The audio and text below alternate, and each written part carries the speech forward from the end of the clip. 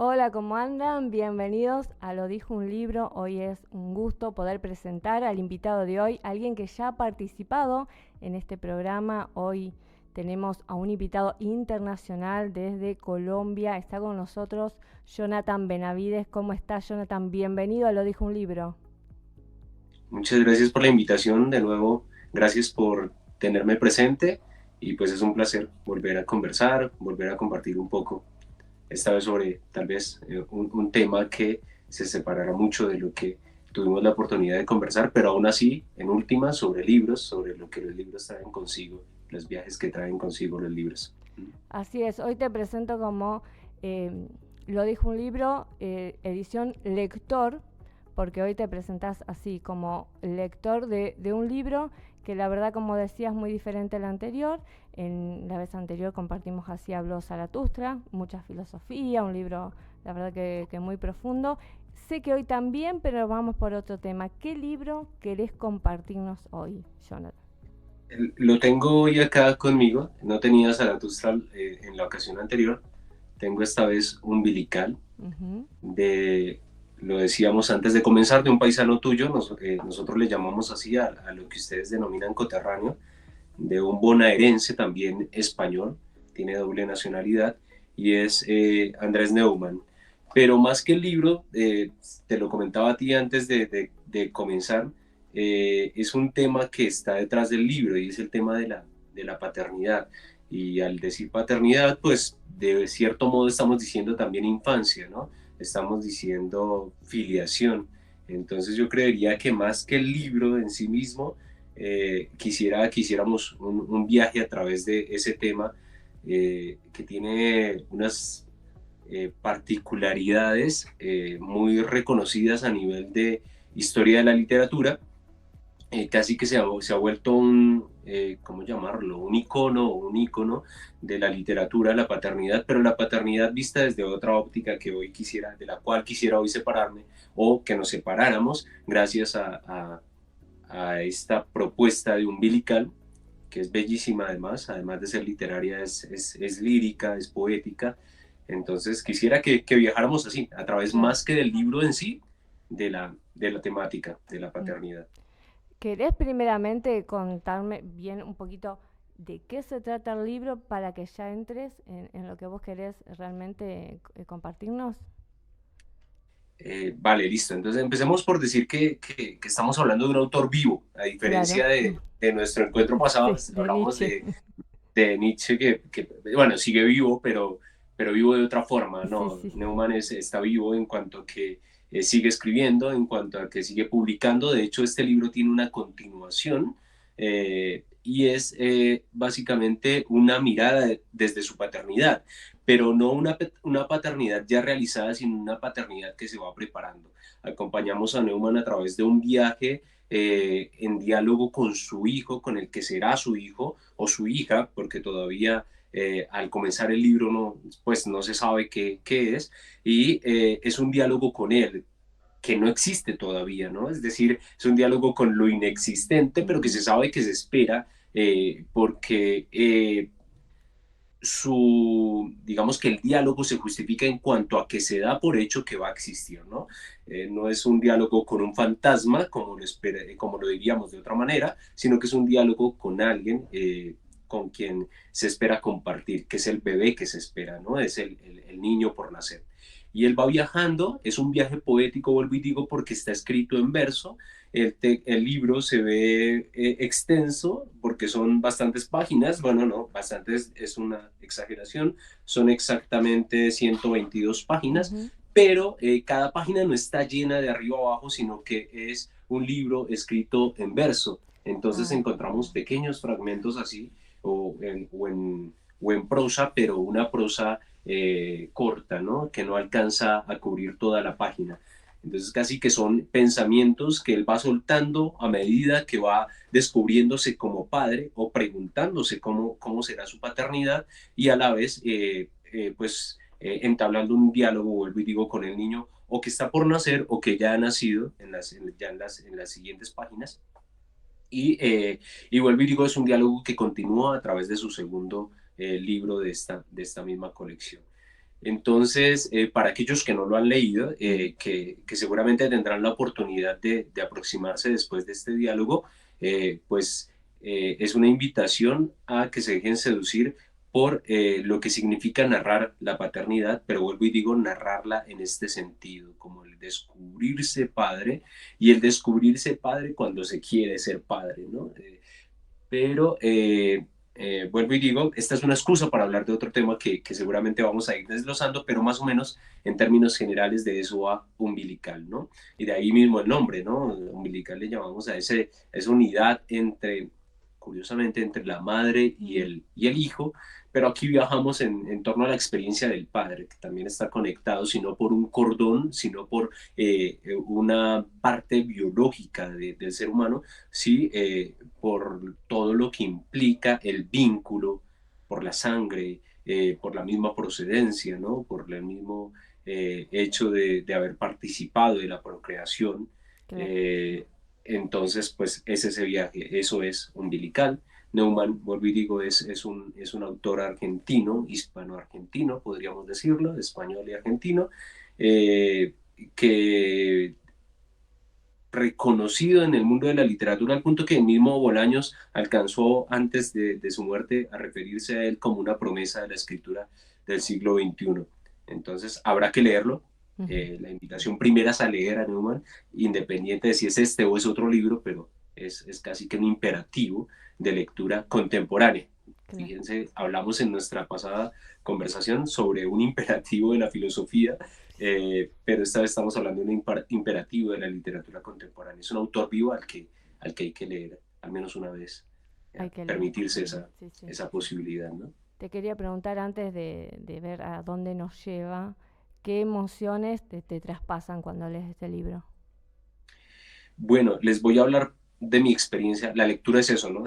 Sí, Leer no subjetiva. significa atravesar las páginas de un libro, no solo eso, también significa atravesarse uno mismo. Hay corrientes literarias que dicen, o de la teoría literaria, que dicen que la lectura es una especie de reescritura, ¿no? Porque vamos reescribiendo el libro a través de nuestra experiencia. Es decir, la experiencia del lector juega un papel importante, no es solo el escritor quien está ahí en el libro, sino nosotros cuando tomamos el libro estamos experimentando una nueva escritura. No sé si lo comentamos en nuestro encuentro anterior, pero bueno, lo reitero para decir que el tema de la paternidad es una cuestión que me ha ido atravesando desde el nacimiento de mi hija. Yo tengo la fortuna de ser padre también, una niña ya de 8 años, pero el tema, el interés por la paternidad en la literatura y el interés por la filiación, porque también me interesa el tema de la infancia en la literatura, surge a partir de mi paternidad. Poco a poco ha sido una búsqueda consciente, no es como que me encontré con el libro accidentalmente, no. Me he ido encontrando con literatura alusiva a la temática, he escrito también sobre el tema ya en un ámbito más académico, eh, pero con un interés consciente, porque me interesa ver qué pasa con el tema del padre, cómo se concibe al padre, cómo se concibe el mismo en este caso de umbilical, cómo se percibe el padre a sí mismo y cómo la historia de la literatura ha tratado al padre y cómo se ha tratado el binomio padre-hijo, ¿no? Que es otra cuestión. Una cosa es el padre visto desde sí mismo, el padre visto desde los ojos del hijo, que es muy famoso y aquí hay que decirlo sí o sí, La carta al padre de Franz Kafka, que aborda al padre desde los ojos del hijo, pero luego también entonces el binomio, cómo ocurre esa relación entre padre e hijo a través de la literatura, ¿no? Y bueno, nos podríamos remitir a literaturas ancestrales, incluso mitológicas, en las que el padre también está presente y seguramente lo vamos a mencionar. Pero vuelvo y digo, en mi caso es una búsqueda consciente, así que el encuentro con Umbilical fue una experiencia. De hecho, a Neumann lo Lo conozco a encontraste través de... buscándolo, digamos. Exactamente, lo encontré buscando el tema. Ya Ujú. después lo he leído, no es su único libro, no es su primer libro, lo he leído también desde otras perspectivas. Su última publicación, de hecho, es sobre una mujer, sobre una autora de un diccionario. Entonces, ese también que lo he leído, pero digamos que el encuentro con Neumann fue a través de Umbilical, como ha sido con otros autores que seguramente mencionaré, y a los que solo me he acercado con esa intención de ver cómo conciben esta idea de la paternidad. Bueno, me parece muy interesante, en lo personal ha nacido así, creo, este programa, o mi conexión con los libros, es quiero saber de tal tema, eh, alguien dirá, lo googleo, yo digo, bueno, leo un libro al respecto. Ujú. Creo que el amor por la literatura vino después, simplemente era yo quiero saber de este tema y bueno, aprendo a través de un libro. Y qué interesante querer saber de la paternidad leyendo el libro. El otro día hablo con un médico, hablo con un pediatra, hablo con un psicólogo y vos fuiste, ¿no? A través de los libros. Es interesante el tema, bueno, el tema de paternidad, para mí es un tema fundamental. Y bueno, mucho se habla y se dice de lo que pasa con la mamá que tiene la criatura dentro, lo que siente, lo que experimenta. Y el padre a veces pareciera como que está afuera, porque no vive todas esas sensaciones físicas, hormonales, todos esos miedos y temores. Pero bueno, ¿qué vive, no? Un padre cuando sabe que se está gestando una vida. Sí, lo que dices es muy cierto. La literatura, de hecho, ha sido incisiva a la hora de señalar al padre como algo ajeno, tan ajeno que no está. Es decir, el padre no solo es ajeno en cuanto a lo fisiológico, en cuanto a que no tiene esta conexión umbilical con el hijo, esta conexión biológica con el hijo, sino que no solo no tiene esa conexión, sino que está totalmente apartado, no está presente. Es decir, la literatura lo ha tratado más como el ausente, como el que está ocupado de los oficios, ¿no? De la guerra, Ujú. del proveer de una cantidad de actividades que no solo lo hacen, vamos a decir esto entre comillas, no solo lo hacen padre, sino que lo hacen hombre. Casi que su masculinidad está, o mejor aún, su paternidad está condicionada por su masculinidad. Es decir, se es padre en cuanto que se es hombre. Es decir, no podemos atribuirle una categoría diferente a la que le atribuiríamos a un hombre. Si le atribuimos una categoría relacionada con una mujer, algo no cuadra del todo, ¿no? Entonces, si el hombre es el que provee, el hombre es el que va a la guerra, el hombre es el que de cierto modo protege a la familia, pues no le caben adjetivos como o atributos como la ternura, como la presencia, como el afecto, como el abrazo, como eh, no sé qué otros atributos, como para no ligarlos del todo a la maternidad, como el alimentar, como el estar, como el jugar, por ejemplo, que pasan a ser solo o que han sido por tradición durante siglos propios de la madre, ¿no? A la madre se le atribuye el juego, se le atribuye el alimentar, pues Ujú. porque es la primera que alimenta al bebé tras su nacimiento. Entonces, esos atributos para el padre están ausentes. Y luego vuelvo y digo, se suma el hecho de que no solo está desligado del bebé en cuanto a lo biológico, sino que por estar ocupado en estas tareas que le atribuimos, tiene que estar fuera, ¿no? Y entonces vuelvo al ejemplo de Carta al padre de Kafka, entonces un niño o un joven más bien hablando de un padre que no está, un padre al que incluso le teme, que también lo vemos a través de la metamorfosis, un padre que solo se entiende con el hijo en cuanto que habla de negocios, de asuntos que le competen al hombre. Luego, fijémonos que vuelvo y digo, el ser padre está íntimamente relacionado con el ser hombre, pero con el ser hombre con estos atributos que hemos dicho, ¿no? Tradicionales, de proveedor, de fuerte, de guerrero, de no, y ahí caben un montón de nos, no tierno, no Mm. afectuoso, no presente, y en esa medida se debía ser padre y se podía ser padre, ¿no? La literatura lo ha tratado así en innumerables, vuelvo y digo, mitos, libros. digamos que partamos desde Egipto, desde Babilonia, incluso desde el mismo judeocristianismo, el padre no era del todo el que estaba dispuesto a abrazar. Digamos que el cristianismo lo alteró un poco esa idea, pero la alteró, digamos que momentáneamente, porque después la historia siguió tratando al padre de estas maneras que lo hemos señalado, ¿no? Entonces, que he notado yo a través de este acercamiento, que la literatura contemporánea ha tratado de rescatar un poco a esta figura del padre presente, del padre que puede ser más allá, puede ser padre más allá de esa concepción tradicional de hombre, y entonces se permite ser tierno, se permite tener un diálogo con su hijo, se permite desear a su hijo, esperarlo y preguntarle, cuestionar a su hijo incluso antes de su nacimiento. O sea, el padre no tenía la posibilidad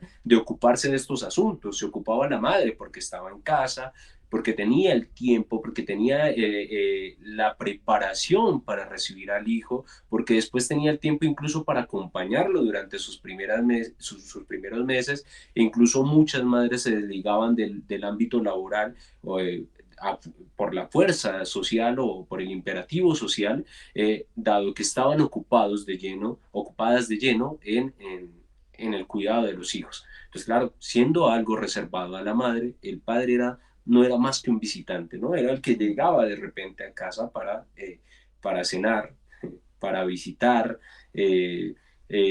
para llevar el dinero, ¿no? Para alimentar a sus hijos, pero no tenía un papel más allá de ese. Luego la reflexión del padre no era tal, no existía, no había un momento en el que el padre se pudiera preguntar, bueno, ¿y cuál es mi papel? ¿Cómo soy yo frente a mi hijo o a mi hija? ¿Qué rol juego frente a ella? ¿Cómo me transformo yo a través de mi paternidad, a través de esa relación con mi hijo? O si sigo siendo el mismo, bueno, esa reflexión no cabe. Claro. Mientras que la madre sí, porque la madre está en diálogo continuo con sus hijos, ¿no?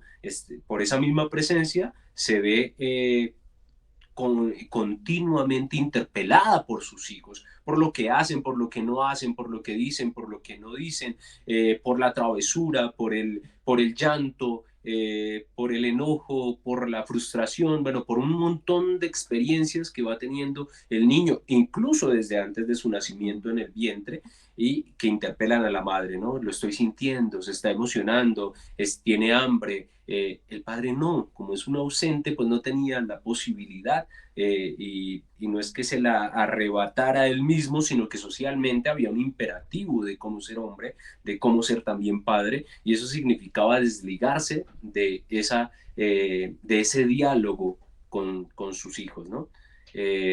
Ya de pronto la proximidad entre el padre y el hijo se daba en una edad muy posterior, tal vez en la adolescencia, tal vez ya en la edad madura, cuando ya se empieza a asumir la vida laboral, el mundo laboral, y entonces hay un diálogo, pero ya no entre padre e hijo, sino Dos entre hombres, pares. claro. Es decir, exacto, entre dos hombres que pertenecen al mundo laboral, ¿no? Y que ya seguramente también está en la dinámica de ver cómo va a proveer a sus hijos, a su familia, y bueno.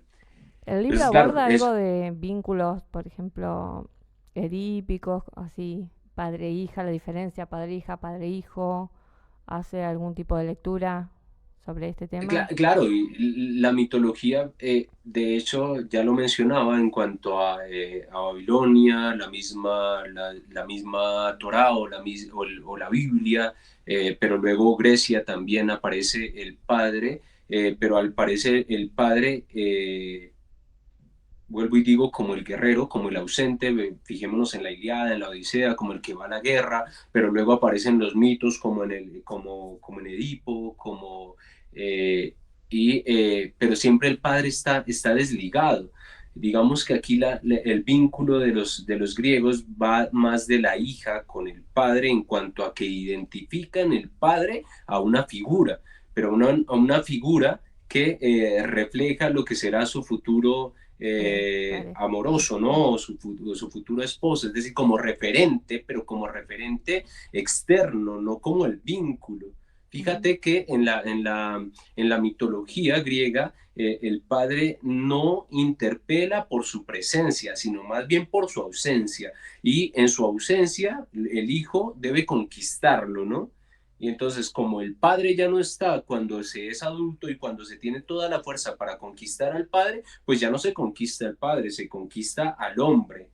Y al hombre que de cierto modo encarna al Padre, ¿no? Bueno, eso es una lectura muy freudiana, Sí. muy psicoanalítica ya posterior, pero, pero en últimas no se trata del deseo del padre o del vínculo del padre con la hija por la presencia, ¿no? Es por la ausencia y por el deseo de convertirlo en un referente, pero desde la distancia, no desde la proximidad.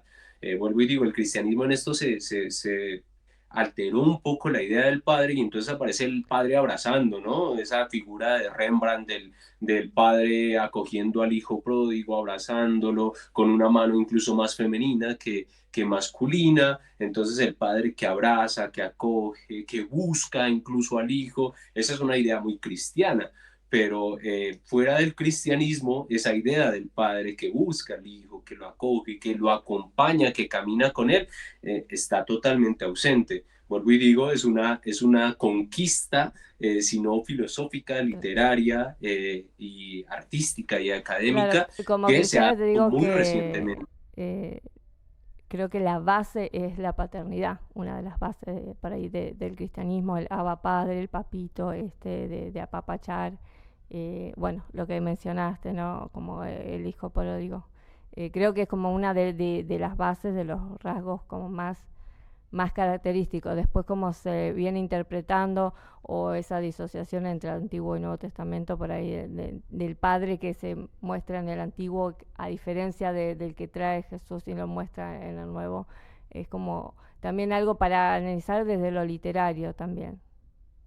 Claro, y tú mismo lo has dicho, es el cristianismo intentando tomar distancia de esa paternidad veterotestamentaria o del judaísmo Mm. tradicional, que es, vuelvo y digo, distante, que solo se acerca al hijo en cuanto a que es heredero, en cuanto a aprendiz de hombre, pero no en cuanto a vínculo, ¿no? En cuanto a relación.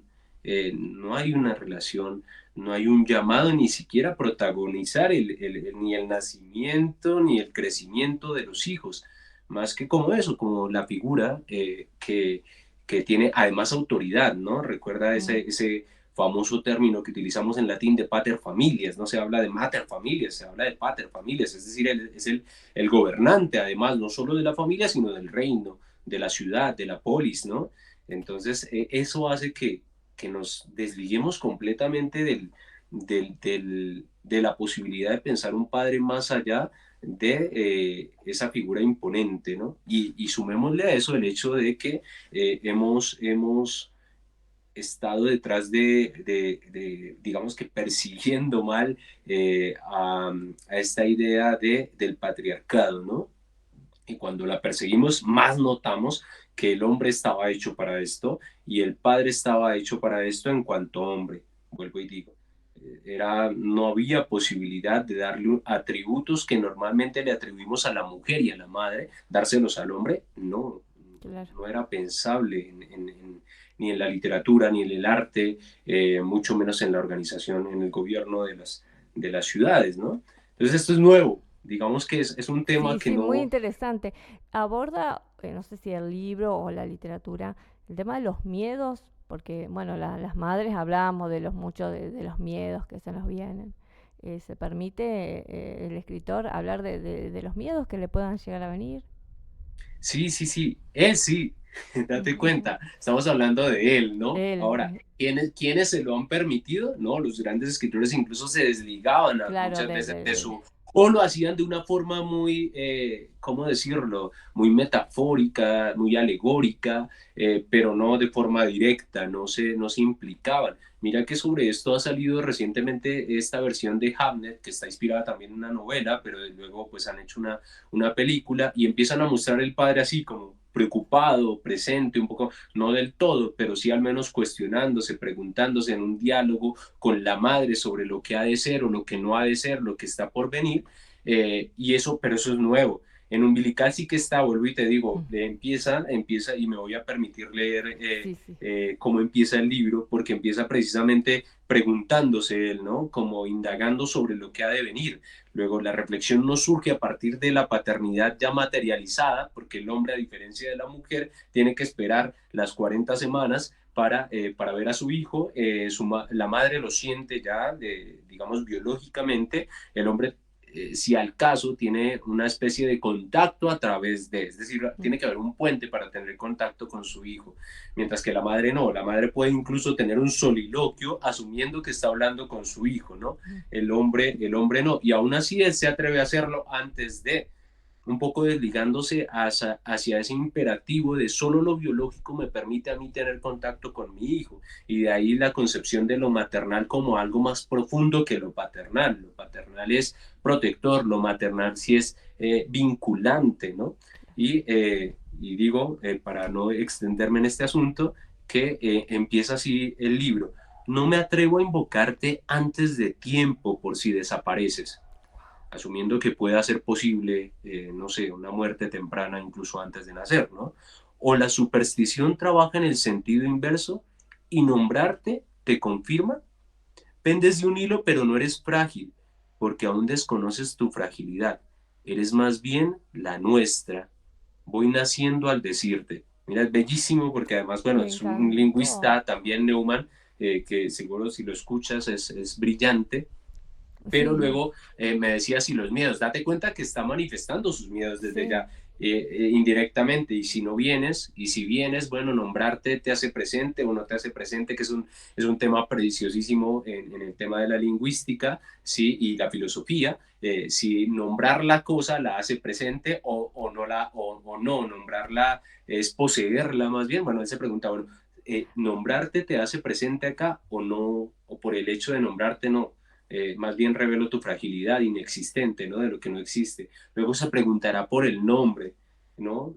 Tenemos que darte un nombre, pero ¿con qué derecho si el nombre lo mereces tú por el hecho de existir? Pero somos nosotros quienes, y nosotros utiliza, claro, él es un padre en compañía de la madre, ¿no? No está solo, ¿no? Entonces muchas eh, de sus intervenciones en la reflexión la hace así en plural o invocando la presencia de la madre, pero todas son suyas, ¿no? Nunca dice tu madre y yo estamos escribiendo esto, ¿no? Es él preguntándose en primera persona, pero vinculando a la madre, ¿no? Entonces, date cuenta que es una nueva forma, surgen nuevas formas de paternidad en la literatura, y la literatura no es ajena a las dinámicas sociales que vivimos, ¿no? ¿Qué pasaría con un padre más presente, con un padre que no está limitado a la labor, al trabajo, Mm. Al al proveer proveer, al solamente. gobernar, ¿no? No, la Es, primera frase no, fue un golpe al corazón. No, no, muy, muy fuerte, porque es así. Yo que atravesé ese temor, lo viví ya después, siendo madre de mi segundo hijo, atravesaba ese temor y poder decirlo de una manera tan poética y que un padre también lo pueda vivir así, es como muy, muy fuerte. La verdad me dejaste choqueada, es como que ya te invita a leer con esa sí, sí, frase. pero mira, no solo a él, luego el tema de la paternidad es bellísimo porque empieza uno a descubrir que el hombre también es susceptible y susceptible de eso, de sentir ternura, de sentir apego, un apego fuerte. Generalmente cuando decimos maternal, hablamos de un vínculo casi que imposible de cortar, imposible de coartar, porque está dado por hecho por la biología, o por el cordón umbilical Mm. mismo, por la alimentación, ¿no? Cuando hablamos del padre fácilmente lo desligamos, fácilmente lo separamos, ¿no? No nos cuesta decir padre ausente, ¿no? Es casi como un adjetivo propio del padre, la Ujú. ausencia, ¿no? O el estar ausente, mientras que con la madre no. Y fijémonos que entonces nos damos, a través de estas nuevas formas de narrar la paternidad, empezamos a pensar, bueno, es susceptible también de sentir dolor por lo que puede no haber sucedido con respecto al hijo, que puede ser una pérdida, por ejemplo, o puede sentir ternura por lo que no está, digamos, cuando no se ha dado el parto, pero luego susceptible también de ser afectuoso, de sentirse frágil y de sentir la debilidad que trae consigo tanto la paternidad como la maternidad, cuando uno experimenta esa impotencia bueno, hasta aquí yo llego, o porque no sé, o porque hay cosas que no domino y quisiera dominar porque se supone que soy el protector y está bajo mi cuidado el ser humano por nacer. Entonces, el temor de no ser lo suficiente para mi hijo, de no ser el abrazo necesario, pero no, bueno, no solo el abrazo, sino también el sustento necesario para mi hijo, ¿no? Entonces surge la literatura indagando por esta figura. ¿Qué pasaría si el padre se permitiera hacer todo eso que por tradición le hemos atribuido a la madre? ¿Y qué pasaría si ser paternal equivale a ser maternal, ¿no? Y si la maternidad dejamos de asociarla tal vez a un instinto, a algo innato de la mujer, pasamos a pensar en que el padre también está llamado a muchos de esos atributos que tradicionalmente le hemos dado a la madre, ¿no? Es verdad, no se escucha decir instinto paternal, o sea, se escucha menos que la Ajá. frase Sí, instinto maternal. sí, claro, aquí nos extenderíamos un montón hablando sobre el tema. Ah, bueno, digamos que para contextualizar, una vez que empiezo a pensar en la posibilidad de ser padre, y esto tengo que decirlo en primera persona, Mm, que me llenaba mucho, que me hacía mucha ilusión, yo empiezo a pensar, bueno, y si ser padre significa también prepararse, o sea, así como una madre se prepara o porque lo ha pensado o porque ve su fisiología y dice, bueno, estoy preparada, no estoy preparada, ve su historia, su contexto y también lo dice. Bueno, también yo me lo pregunté en cierto momento y dije, bueno, ¿y qué pasa si yo no estoy lo suficientemente preparado? Y entonces, ¿cómo se prepara uno para ser padre? ¿Quién me va a enseñar? Y empieza uno a mirar hacia arriba. Bueno, mi padre no creo que sea un buen maestro, eso lo dirían muchos. Yo en cambio sí que tuve un maestro excepcional, aunque no fuera consciente de que lo era, mm, pero cuando yo decidí ser padre, mi padre ya había muerto, había muerto tempranamente, así que no tenía un referente directo. Y lo primero, como tradicional y buen académico, fue, bueno, voy a estudiar. Y entonces me mm. especialicé en primera infancia, pero el deseo en últimas no era ser un experto en primera infancia, sino el temor que subyace a la paternidad, ¿no? ¿Y qué se hace cuando se es padre? ¿Y cómo se actúa cuando se es padre? Y cuando, claro, los que tenemos la ventaja de encontrar en el conocimiento o en los libros al menos un puente entre lo desconocido, pues para mí fue el momento oportuno para estudiar la primera infancia, al menos ese periodo que para mí era desconocido, además porque no había tenido, otros los tienen, los sobrinitos muy Ujú, cerca, claro. o los hermanitos pequeños, ¿no? Entonces, empezar a notar que los hombres, en primera persona, pero luego también a través de la literatura, carecemos de esa escuela.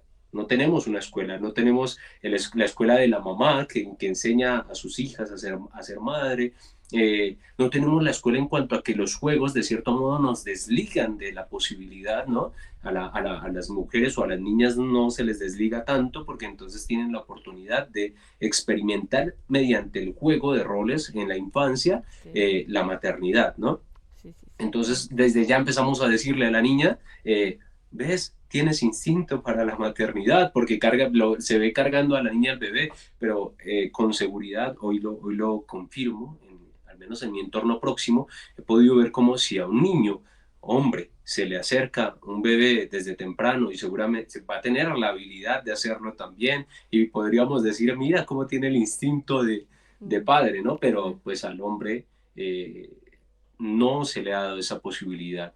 Y no digo que coartándolo, tampoco voy a decir aquí que la sociedad ha sido no sé, una especie de inquisición respecto a la posibilidad que puedan tener los niños de experimentar esta paternidad de otra manera.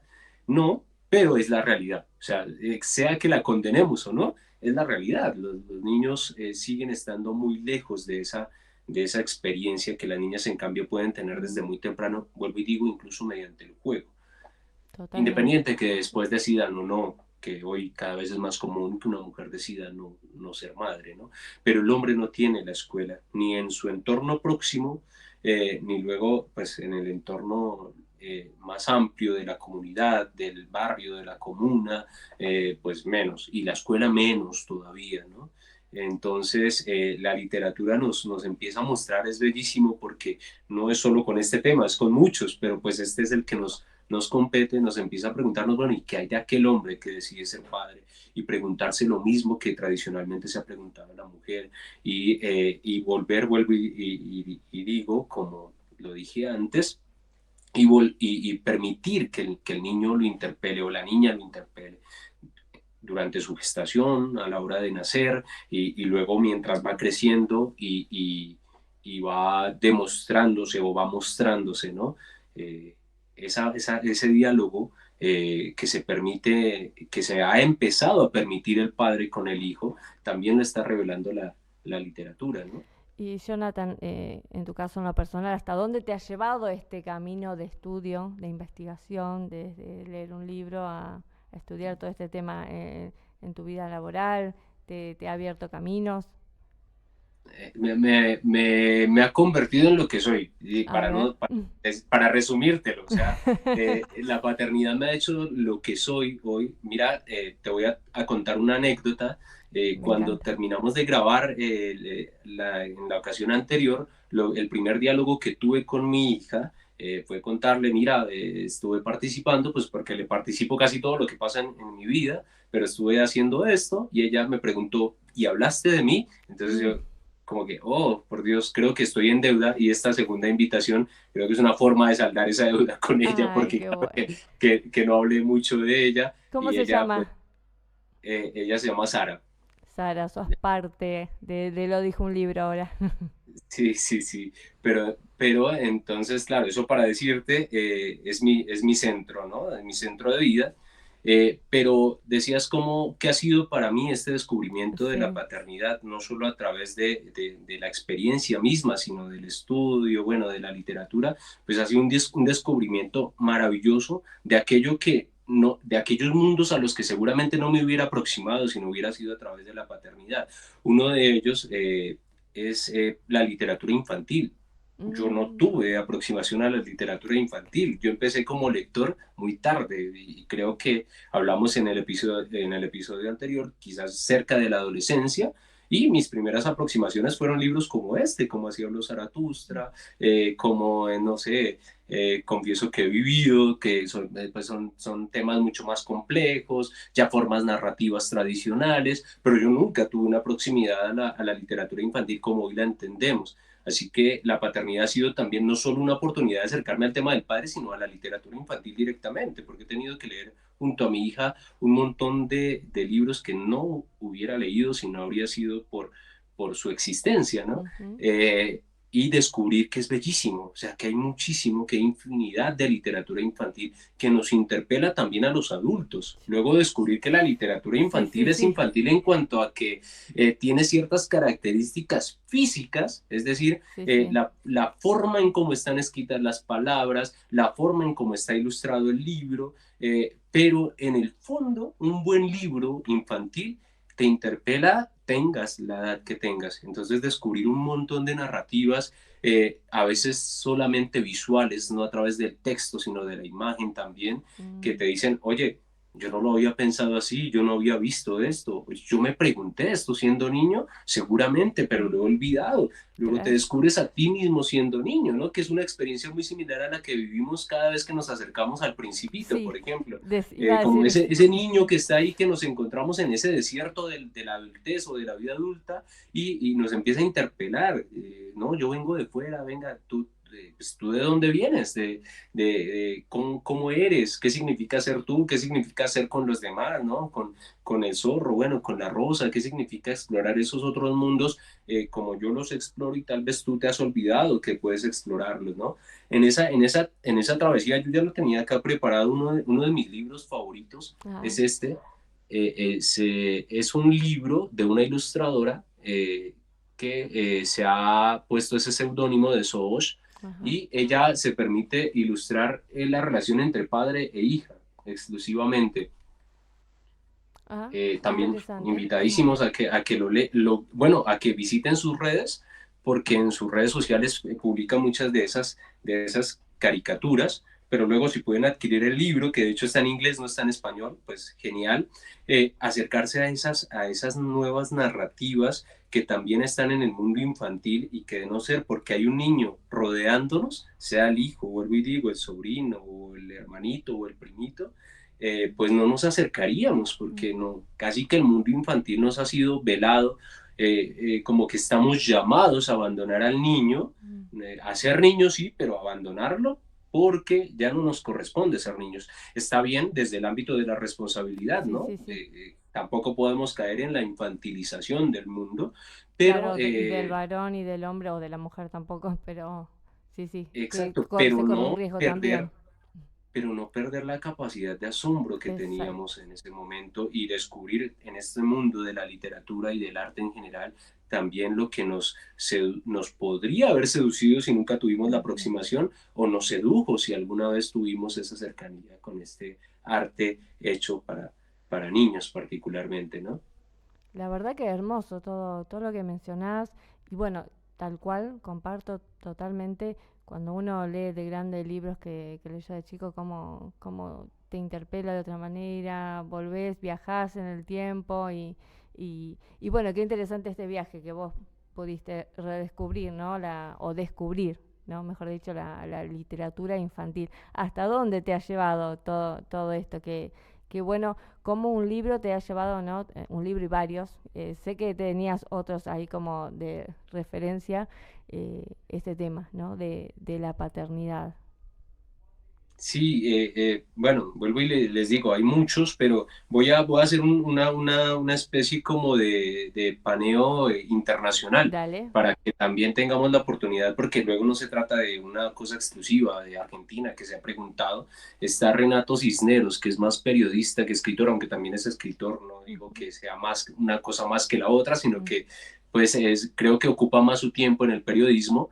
Escribió este libro que se llama Algún día te mostraré el desierto, y también es una narración de el padre en encuentro con su hija, pero esta termina en el divorcio, ¿no? Entonces, también la experiencia del padre que quiere seguir siendo padre a pesar de que ya no esté junto a la madre de su hijo, ¿no? O sea, asumimos también muchas veces el divorcio, la separación de los padres o de los progenitores, como un necesario precedente de la distancia del padre que se aleja y que ya no puede ser padre porque ya, si antes no estaba, si antes era ausente por el solo hecho de ser hombre y de ser padre, pues ahora está doblemente ausente porque ya no convive con la madre.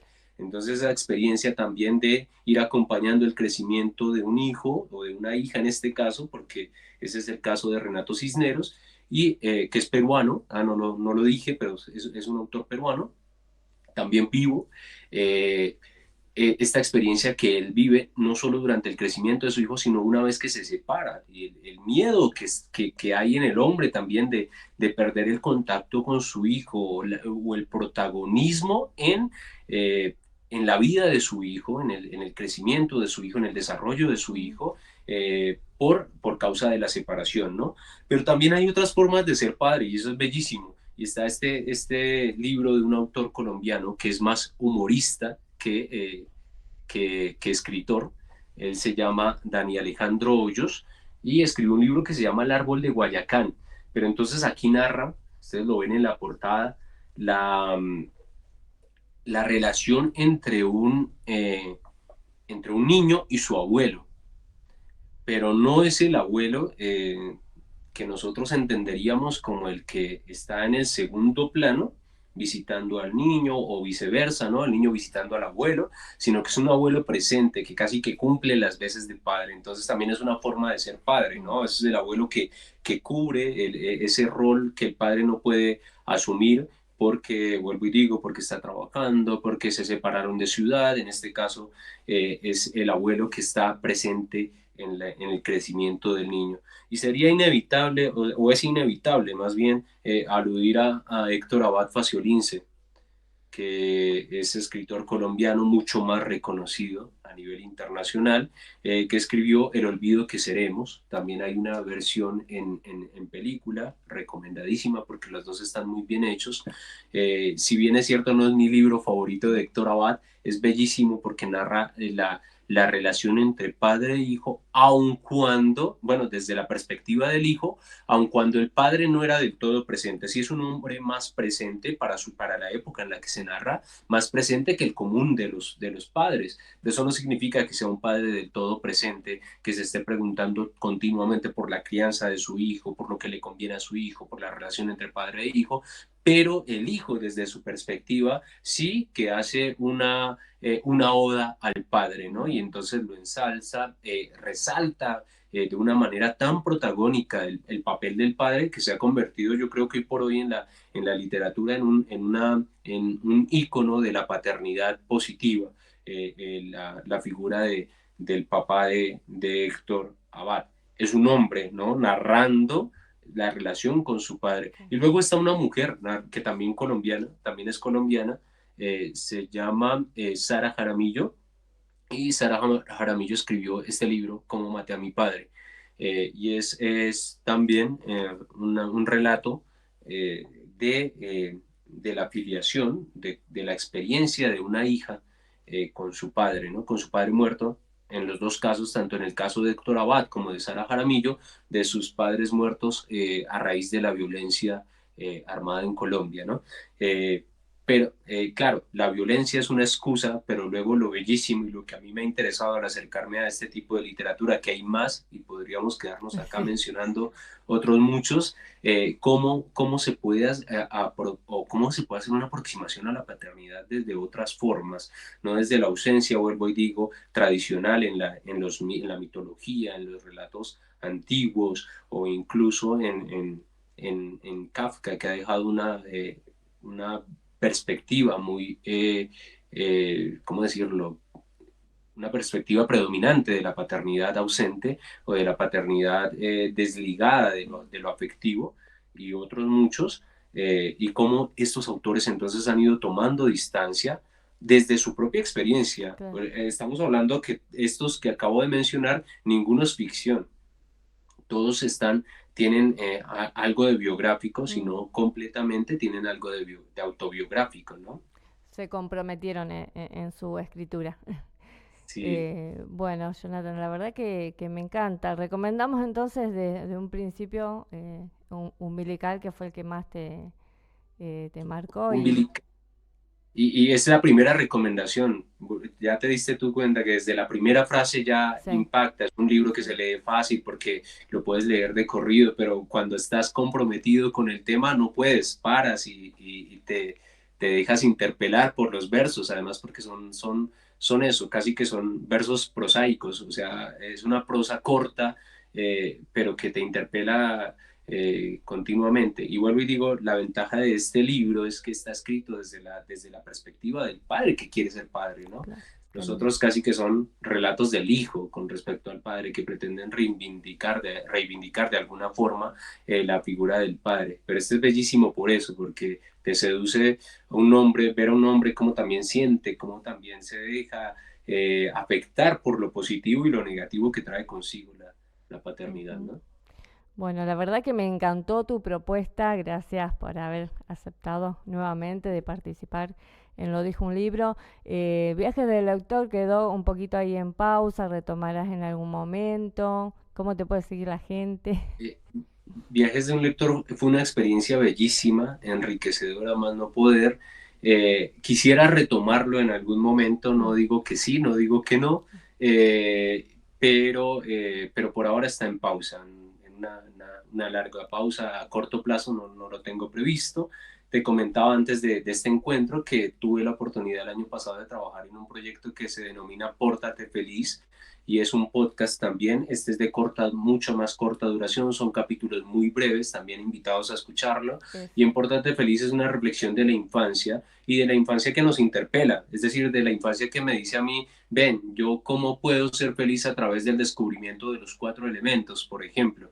El niño descubriendo el fuego, el aire, el agua y dejándose seducir por eso un juguete, pero como nosotros también a veces como adultos dejamos de encontrar disfrute y placer en el disfrute de esos cuatro elementos, ¿no? Porque nos olvidamos cuánto nos dejábamos seducir por el fuego cuando llameaba en la chimenea o en la fogata con nuestros amiguitos, ¿no? Y dejamos de, o nos olvidamos de la cometa que volaba gracias al aire y nos dejábamos llevar por eso en la infancia, ¿no? Pero cómo tal vez la felicidad también consiste en redescubrirnos siendo niños, no en ser niños, que ahí hay un peligro, ¿no? Vuelvo y Sí, digo, de sí, sí, sí. infantilizarnos, ¿no? No, en ser niños, pero sí en dejarnos seducir nuevamente por cosas que hemos ido olvidando. Entonces también invitadísimos a, es una mirada, ahí habla un Jonathan muy diferente al que habla en Viajes de un lector, casi que el erudito pasa a ser el niño que nos enseña, no el adulto que de pronto conversa con otro adulto sobre las cosas del mundo. Entonces, pues vuelvo y digo, invitados a escucharlo, que también está en pausa en estos momentos por cuestiones de la academia que me tiene del todo eh, ocupado. Ocupado. Pero si quieren saber más, ¿cómo te pueden seguir, Jonathan, en las redes? Bueno, en redes sociales está igual Jonathan BJ, ahí está en Instagram, en Facebook, pero si quieren ir directamente a Spotify está Pórtate Feliz, está Viajes de un Lector ahí todavía, que sigue teniendo oyentes. Luego es Claro. increíble porque a final de año, cuando llegan las estadísticas, siguen llegando personas a Viajes de un Lector. Yo digo en gran parte porque es un tema afín a otros podcasts que se ocupan de literatura, ¿no? No Claro, porque yo esté haciendo algo, no. claro, sí, La sí. verdad, el algoritmo está haciendo lo suyo por su cuenta. Bueno, te quiero agradecer nuevamente, Jonathan, y bueno, y a toda la audiencia que va a mirar esta nota. Y bueno, nada, gracias y un saludo grande allá a tu gente y gracias por tu tiempo.